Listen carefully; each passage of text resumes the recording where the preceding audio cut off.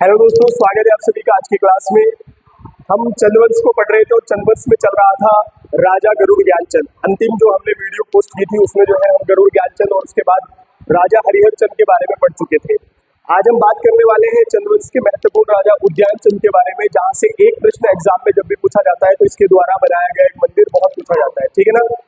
तो पहले हम इसके कार्यकाल को देखते हैं 1420 से 1421 तक, और इसने अपने शासनकाल में कौन कौन से कार्य किए हैं उन सब के बारे में हम बात करेंगे।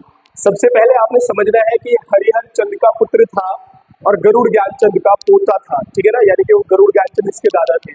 और गरुड़ ज्ञानचंद ने से पाप हुआ था। पाप ये था कि उसने अपने ही सेनापति के बेटों की आंखें निकलवा दी थी और अपने सेनापति की भूलवश हत्या कर दी थी, ठीक है। इन सब के पापों से मुक्त करने के लिए ये उद्यानचंद सबसे पहले क्या करते हैं, ज्ञानचंद के पापों का प्रायश्चित करने के लिए अनेक मंदिरों और नौलों का निर्माण करवाया। किसके द्वारा किया गया? ये उद्यानचंद के द्वारा किया गया, ठीक है ना। उसके बाद सबसे महत्वपूर्ण बात जो आपने यहाँ से याद रखनी है वो ये है कि बालेश्वर मंदिर का निर्माण कराया, जो कि चंपावत में है। कहाँ पर है? बालेश्वर मंदिर का निर्माण कराया जो कि चंपावत में है। किसने कराया? राजा उद्यानचंद ने। और ये प्रश्न पेपर में आता है, यहाँ से आप ध्यान रखेंगे। नेक्स्ट, इसके समय में गुजरात के दो ब्राह्मण यहाँ पर जो है कुमाऊं क्षेत्र में आए थे। एक का नाम था सुखदेव और दूसरा नाम था चंद्रदेव। ये आपने दो ब्राह्मण याद रखने हैं जो गुजरात से आए थे और किसके शासनकाल में आए थे? तो उद्यानचंद के शासनकाल में आए थे, ठीक है ना। नेक्स्ट, अगली बात, इसने राज्य विस्तार किया और राज्य विस्तार में चौगरखा के राजा को अपने राज्य क्षेत्र में मिलाया।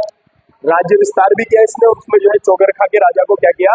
अपने राज्य क्षेत्र में मिला दिया, ठीक है। नेक्स्ट, पंडित रमादत्त शास्त्री लिखते हैं किसी वंशावली में ये मिलता है कि कत्यूरियों ने अपनी पुत्री का विवाह राजा उद्यानचंद से किया था और दहेज स्वरूप 4 पट्टियां दी थी, जिनका नाम है दे, अस्सी, चालसी, रंगोड़। पंडित रमादत्त शास्त्री लिखते हैं कि किसी वंशावली में ये मिलता है कि राजा उद्यानचंद को कत्यूरियों ने अपनी पुत्री जो है दी थी, विवाह किया था इससे, और 4 पट्टियां दहेज स्वरूप दी थी, दे, अस्सी, चालसी और रंगोड़। ये आप यहाँ से याद रखेंगे। तो उद्यानचंद से पापों को, ज्ञानचंद के पापों का प्रायश्चित किया, बालेश्वर मंदिर का निर्माण कराया, अनेक मंदिरों और नौलों का निर्माण कराया कुमाऊं के अंतर्गत, और जो है इसके समय में 2 ब्राह्मण आए थे। राज्य विस्तार के समय जो है चौगरखा के राजा को राज्य में मिलाया। इतने सारे काम किए और उसके बाद इसके बारे में ये भी पता चलता है कि इसका विवाह कत्यूरियों की जो है पुत्री से हुआ था, जिसमें इसको दहेज स्वरूप 4 पट्टियां मिली थी, दे, अस्सी, चालसी और रंगोड़। ऐसा कौन बताते हैं? तो पंडित रमादत्त बताते हैं कि किसी वंशावली में ऐसा मिलता है, ठीक है ना। आगे बढ़ते हैं। तो उद्यानचंद समाप्त हो चुके हैं। मैं आपसे बार बार कह रहा हूँ, हम विस्तार से नहीं पढ़ रहे हैं, एग्जाम में विस्तार से नहीं आएगा। एग्जाम में प्रश्न आते हैं तो आप जल्दी से जल्दी सीखिए इसको और जल्दी से जल्दी चंद्रवंश को समाप्त कीजिए, ठीक है ना। उसके बाद फिर पवार वंश स्टार्ट करेंगे। इसीलिए पॉइंट टू पॉइंट आपने हर एक राजा का कार्यकाल और उसकी करे हुए कार्य जो महत्वपूर्ण है वो याद रखने हैं, ठीक है। बीच में अगर कोई कहानी ऐसी घटित होती है तो मैं आपको बता दूंगा, लिखना नहीं है, ठीक है ना। आगे बढ़ते हैं, बात करते हैं राजा आत्मचंद की। 1421 से 22 तक रहते हैं। 1 वर्ष तक शासन किया, कोई भी जानकारी उपलब्ध नहीं है, ठीक है ना। आगे बढ़ते हैं। उसके बाद राजा विक्रमचंद से प्रश्न पेपर में बनता है। उसका कारण ये है कि यहाँ से उत्तराखंड के इतिहास में एक भूचाल आने वाला है, चंद्रवंश के इतिहास में एक परिवर्तन आने वाला है, उसको आपने देखना है। राजा विक्रमचंद की अगर बात करें तो सबसे पहले महत्वपूर्ण बात इसके बारे में कि इसका एक तामपत्र हमें बालेश्वर मंदिर से मिला है। कहाँ से? बालेश्वर मंदिर से मिला है, जो कि कुंज शर्मा ब्राह्मण का है। किसका है? कुंज शर्मा ब्राह्मण का है। और इसका एक तामपत्र हमें बालेश्वर मंदिर से मिला है।